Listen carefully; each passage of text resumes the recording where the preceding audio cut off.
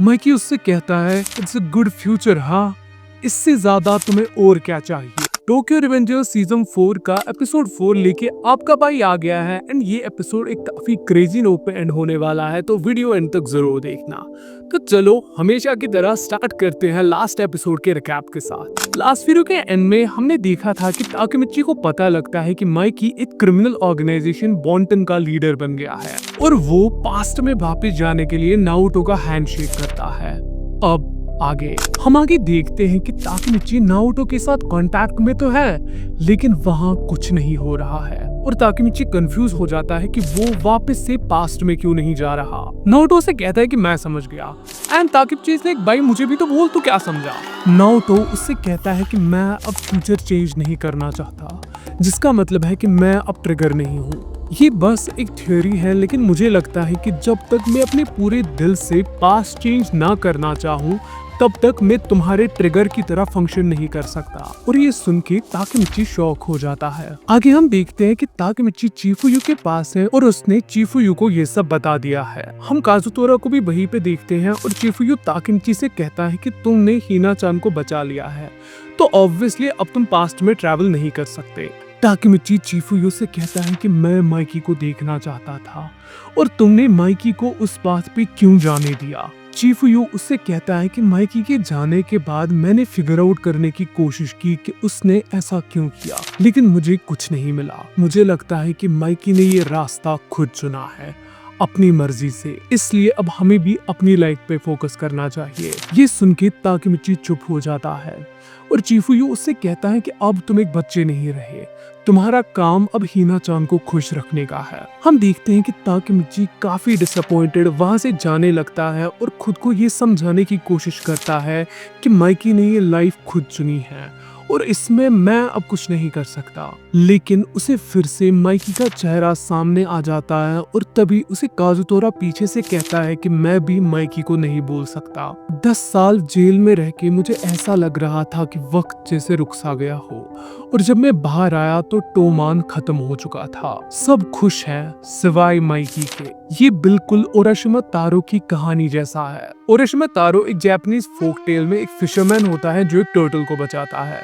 वो टर्टल उसे एक पैलेस में ले जाता है जहाँ उसे एक प्रिंसेस मिलती है। वो वहाँ कुछ समय रहने के बाद वापस जाना चाहता है और प्रिंसेस उसे एक बॉक्स दे देती है लेकिन वो उससे कहती है कि कुछ भी हो इसे मत खोलना। ओराशिमा जब घर पहुँचता है तो वो देखता है कि वहाँ 300 साल बीत गए हैं और उस दुख में उसे प्रिंसेस की वो बात याद नहीं रहती और वो उस बॉक्स को खोल देता है एंड इंस्टेंटली वो एक बूढ़ा आदमी बन जाता है। काजुतोरा ताकेमिची से कहता है कि तभी मैं जानता हूँ कि माइकी चेंज नहीं हुआ है। वो अपनी परेशानियों का भार दूसरों पे नहीं डालता और ताकेमिची इस बात से अग्री करता है। काजुतोरा ताकेमिची से कहता है कि मैं तुम्हारी हेल्प करूंगा और ताकेमिची कहता है हाँ, तो क्या हुआ अगर मैं पास्ट में वापस नहीं जा सकता, हम माइकी को यही पे सोच करेंगे। इसी के साथ 2.5 महीने बीत जाते हैं लेकिन अभी भी उन्हें माइकी के बारे में कोई क्लू नहीं मिलता। स्टिल ताकेमिची कहता है कि भले ही कितना टाइम लग जाए मैं माइकी को ढूंढ के रहूंगा। मैंने इतनी बार पास्ट में जाने के बाद एक ही चीज सीखी है, यू कांट गिव अप। इसी के साथ ताकेमिची को हक्काई का कॉल आता है और वो उसे कहता है कि मैं जापान आया हुआ हूँ। तो चलो वो टाइम कैप्सूल्स को ओपन करते हैं। हम आगे फर्स्ट एपिसोड वाली उसी मेमोरी का फ्लैशबैक देखते हैं जहां माइकी उनसे कहता है कि हम 12 साल बाद 19 जून को यहीं पे मिलेंगे और कुछ भी हो जाए भूलना मत। कहानी प्रेजेंट में ट्रांजिशन करती है और ताकेमिची कहता है कि सुबह से शाम हो गई लेकिन माइकी नहीं आया। ट्रैकन उनसे कहता है कि चलो बहुत हो गया, सभी अपने टाइम कैप्सूल्स ओपन करो। सबसे पहले चिफुयु भैया देखते हैं कि उसने एयरप्लेन्स की एक मैगजीन वहाँ पे स्टैश करके रखी थी क्योंकि वो एक पायलट बनना चाहता था एंड हक्काई उसे कहता है कि दैट्स चाइल्डिश। चिफुयु गुस्से में आके उससे कहता है कि चलो चलो अब तुम्हारा देखते हैं और हक्काई ने वहाँ लिखा होता है कि मैं एक एस्ट्रोनॉट बन के मार्स पे जाऊंगा। आई मीन डेलिंक्वेंट थे ये दोनों, पायलट एस्ट्रोनॉट। इस हिसाब से तो मैं IAS बन गया होता। इसके बाद हम मित्सुया का टाइम कैप्सूल देखते हैं जिसमें एक स्टफ्ड एनिमल होता है जो उसने अपनी 2 बहनों के लिए बनाया था क्योंकि वो एक रियल डॉल अफोर्ड नहीं कर सकते थे। उसमें लिखा होता है कि कभी मत भूलना कि तुम कहां से आए हो और मित्सुया कहता है कि मैं कभी यहाँ नहीं होता if I wasn't poor. Smiley ने लिखा होता है कि मेरे सिल्की सिल्की बाल हो।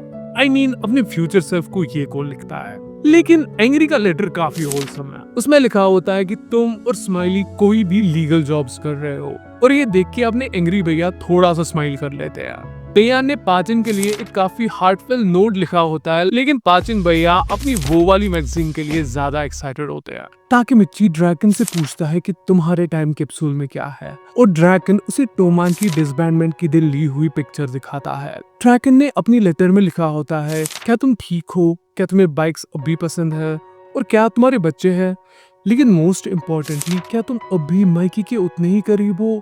टोमान डिसबैंड हो गया है और मैं नहीं जानता कि मैं आगे क्या करने वाला हूँ। मैंने सबके सामने कहा कि मुझे माइकी के डिसीजन से कोई शिकायत नहीं है, लेकिन मुझे अब उस बात का रिग्रेट हो रहा है। टोमान मेरे लिए सब कुछ था, और मैं जानता हूँ कि बाकी सबके लिए भी टोमान बहुत मायने रखता है। मैं सैड हूँ और मैंने रोया भी, लेकिन मैं जानता हूँ माइकी ने मेरे से भी ज्यादा सफर किया है। तो आज मैं अपनी सभी रिग्रेट्स को यहीं पे छोड़ के जा रहा हूँ। चाहे तुम कितने भी बड़े हो जाओ, लेकिन ईमानदारी से अपनी जिंदगी बिताना, और इससे पहले जो भी हुआ वो सब भूल जाना, सिवाय एक चीज के कि तुम्हारे पास हमेशा तमा होगी। और ये सुन के ताकेमिची की क्या मेरी खुद की आंखों में आंसू आ गए थे। ड्रैगन उनसे कहता है कि माइकी वैसे भी नहीं आने वाला, तो चलो उसकी लेटर को हम ही ओपन कर देते हैं। ताकेमिची माइकी की लेटर को ओपन करता है, जहाँ लिखा होता है टू माई फ्यूचर सेल्फ मांजिरो सानो। मैं नहीं जानता कि मैं 12 साल बाद क्या कर रहा होऊंगा। मित्सुया डेफिनेटली फैशन इंडस्ट्री में जाने वाला है। सिंस हक्काई मित्सुया की इतनी रिस्पेक्ट करता है, तो वो भी इसी रिलेटेड कोई काम करेगा, एंड वो मोस्ट ऑफनली मित्सुया की ही शॉप में हैंग आउट करेगा। पाचिन अपने बाप का बिजनेस संभालेगा और पेयान ऑब्वियसली उसे असिस्ट करेगा। स्माइली वो कुछ क्रेजी करेगा, but he will be fine क्योंकि एंग्री उसके साथ है। केंचन सिर्फ एक बाइक शॉप ही रन कर सकता है, और ये मैं इसलिए जानता हूँ because I know him better than anyone else. Takemichi, अगर तुमने हिना को खुश नहीं रखा तो मैं तुम्हें नहीं छोड़ूंगा। तुम सबको अपनी लाइफ को टोमान से परे फिगर आउट करना है, और मैं भी अपनी एक जर्नी पे निकल रहा हूँ।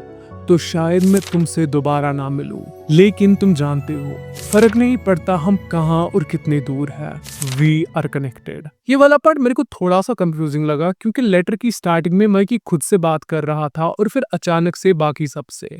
एनीवेज, यहाँ से हम माइकी को देखते हैं, जिससे काकुचो पूछता है क्या तुम सच में नहीं जाने वाले, और माइकी कहता है हाँ। वो लेटर पढ़ के सब खुश हो जाते हैं और उन्हें काइंड ऑफ एक क्लोजर मिल जाता है कि माइकी उन्हें ऐसे ही छोड़ के नहीं चला गया। ताकेमिची कहता है कि मेरा माइकी को ढूंढते रहना बिल्कुल भी सही नहीं था, मैं भी अपने फ्यूचर के लिए हार्ड वर्क करूंगा। और इसी के साथ बाकी सब वहां से निकलने लगते हैं। ताकेमिची डिसअपॉइंटेड हो जाता है कि सब उसकी लेटर सुने बगैर ही वहां से निकल गए, और वो देखता है उसने अपनी लेटर में लिखा है आई होप कि सब खुश है। लेकिन तभी उसे वहां पे एक वीडियो टेप मिलती है, और सिंस इस टाइम पे वीसीआर किसी के पास नहीं है, तो वो आकीहाबरा एक वीडियो पार्लर में उसे देखने के लिए जाता है। अब जो लोग नहीं जानते तो टोक्यो रिवेंजर्स स्टाइन्स गेट से हेवीली इंस्पायर्ड है, एंड उस एनिमे में आकीहाबरा की बहुत इंपॉर्टेंस है। आई थिंक इसके ऑथर ने अपनी इंस्पिरेशन को ये एक सटल ट्रिब्यूट दिया है। एनीवेज, ताकेमिची उस टेप में माइकी और शिनिचिरो की एक रिकॉर्डिंग देखता है, जहां माइकी अपनी किक को प्रैक्टिस कर रहा है। उस टेप में अमा भी होती है, और ताकेमिची कहता है कि ये टेप मेरी लेटर के साथ कैसे आई, ये तो सानो फैमिली के घर का वीडियो है। लेकिन तभी उसमें माइकी आ जाता है, जो कहता है कि ये मैसेज 12 साल बाद वाले ताकेमिची के लिए है। ताकेमिची रियलाइज करता है कि माइकी ने ये मैसेज स्पेसिफिकली उसी के लिए रखा है।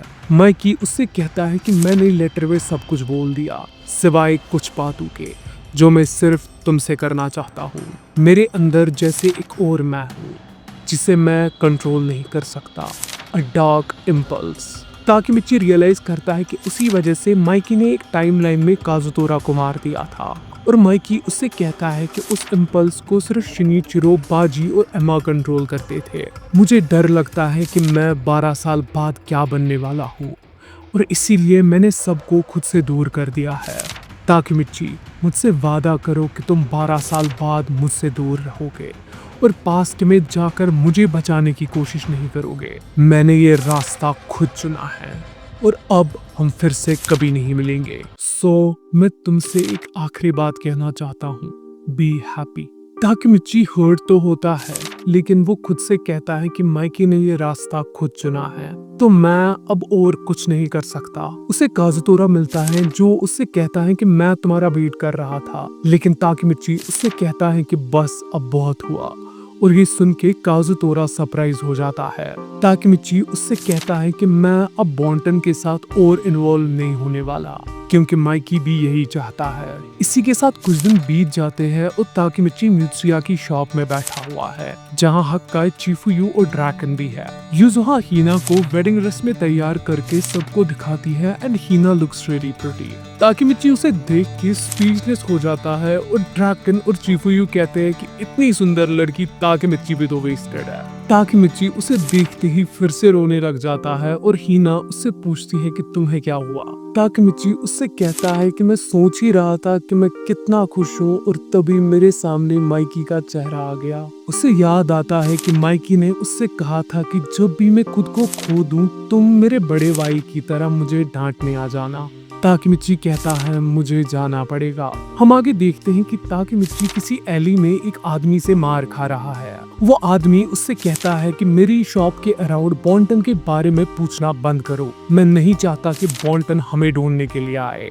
ताकेमिची डिसअपॉइंटेड हो जाता है और तभी वहाँ पे काजुतोरा भी आ जाता है और वो उससे कहता है इनफ इज इनफ, तुम इतनी जल्दी में क्यों हो। ताकेमिची उससे कहता है कि ये 4th जगह थी, लेकिन मुझे अभी भी बॉन्टन या माइकी कुन के रिलेटेड कोई इंफॉर्मेशन नहीं मिली। काजुतोरा उससे कहता है कि ये चारों बॉन्टन के ही हैंगआउट्स थे, ऐसा ही चलता रहा तो तुम खुद को मरवा दोगे, जिसमें मैं तुम्हारी हेल्प नहीं करने वाला। इट्स ओवर, तुम्हारी शादी में अब सिर्फ 3 दिन बाकी है और अगर तुम्हें कुछ हो गया फिर मैं बाकी सबको फेस नहीं कर पाऊंगा। और ये कहते ही काजुतोरा वहाँ से चला जाता है। हम एक आदमी को देखते हैं जो दीवार के पीछे ये सब कुछ सुन रहा होता है और इसी के साथ ताकेमिची एक बॉलिंग एली में चला जाता है जो पहले बॉन्टन का हैंग आउट हुआ करती थी। वो सोचता है कि कैसे उसे सब माइकी को भूल जाने के लिए कहते हैं एंड इवन माइकी ने भी उसे खुद से दूर रहने के लिए कहा था। तभी उसके सर पे कोई गन रख देता है और कहता है अगर तुमने जरा सा भी मुंह किया तो मैं तुम्हें यहीं पे मार दूंगा। हम देखते हैं कि वो आदमी कोई और नहीं बल्कि हारुचिया सांजू है। वो ताकेमिची से कहता है कि तुम कितने इरिटेटिंग हो, तुम चीजों को चुपचाप से एक्सेप्ट क्यों नहीं कर लेते। ताकेमिची उससे पूछता है कि तुम कौन हो और सांजू उससे कहता है बिल्कुल चुप हो जाओ। और इसी के साथ वहाँ पे माइकी आ जाता है। सांजू से कहता है ध्यान से सुनो, बॉस बात करने वाला है। और हम फाइनली माइकी को देखते हैं। यहाँ से हम देखते हैं कि हिना ताकेमिची के अपार्टमेंट में आई हुई है। वो वहाँ हर जगह बस कचरा पड़ा हुआ देखती है और सफाई करने लग जाती है, लेकिन तभी उसे वहाँ पे अपना टूटा हुआ नेकलेस मिलता है। वो कहती है कि ये एक काफी बुरी साइन है और इसी के साथ कहानी वापस से ताकेमिची पे ट्रांजिशन करती है। माइकी उससे कहता है इट्स अ गुड फ्यूचर, हाँ इससे ज्यादा तुम्हें और क्या चाहिए। ताकेमिची उससे कहता है कि मैं बस तुम्हें ये देने आया था और माइकी उससे पूछता है कि ये क्या है। ताकेमिची उससे कहता है कि ये मेरी शादी का इनविटेशन है और मैं चाहता हूँ कि तुम जरूर आओ। सब खुश हैं, बिल्कुल वैसे ही जैसे तुमने मुझसे 12 साल पहले प्रॉमिस किया था, सिर्फ तुम्हें छोड़ के। सांजू ताकेमिची से कहता है कि मैं तुम्हें यहीं पे मार दूंगा, लेकिन माइकी सांजू को वहां से जाने के लिए कहता है और सांजू चला जाता है। ताकेमिची माइकी से कहता है कि मुझे लगता था कि तुम्हारी लाइफ शिनिचिरो की डेथ की वजह से या किसाकी की वजह से खराब हो रही थी, लेकिन मैं गलत था। ये ब्लैक इम्पल्स क्या होता है? और माइकी उसे कोई जवाब नहीं देता। ताकेमिची उससे कहता है मैं नाओटो से हैंडशेक करके भी अब पास्ट में नहीं जा सकता, शायद इसलिए क्योंकि हमने हिना को बचाने की म्यूचुअल विश पूरी कर दी है। और ये सुन के भी माइकी वापस कुछ नहीं बोलता। ताकेमिची उससे कहता है कि ये फ्यूचर बाकी सब से अलग है, क्योंकि तुमने सबको बचाया तो इस बार मैं तुम्हें बचाऊंगा। इसी के साथ हम देखते हैं कि माइकी ताकेमिची को शूट कर देता है और इससे पहले ताकेमिची कुछ बोल पाता माइकी उस पे और बुलेट्स फायर करता है। हिना ने वो सारा अपार्टमेंट साफ कर दिया है और वो कहती है ताकेमिची तुम कहाँ हो। यहाँ से हम देखते हैं कि ताकेमिची को बहुत सारी गोलियां लगी हुई है और वो जमीन पे पड़ा हुआ है एंड यहीं पे एपिसोड एंड हो जाता है। कमेंट्स में मुझे जरूर बताना कि तुम्हें ये वीडियो कैसा लगा and make sure to like, share and subscribe to the channel. Well, that's it for today, guys. I'll see you in the next one. Till then, stay cultured. Bye bye. Sayonara.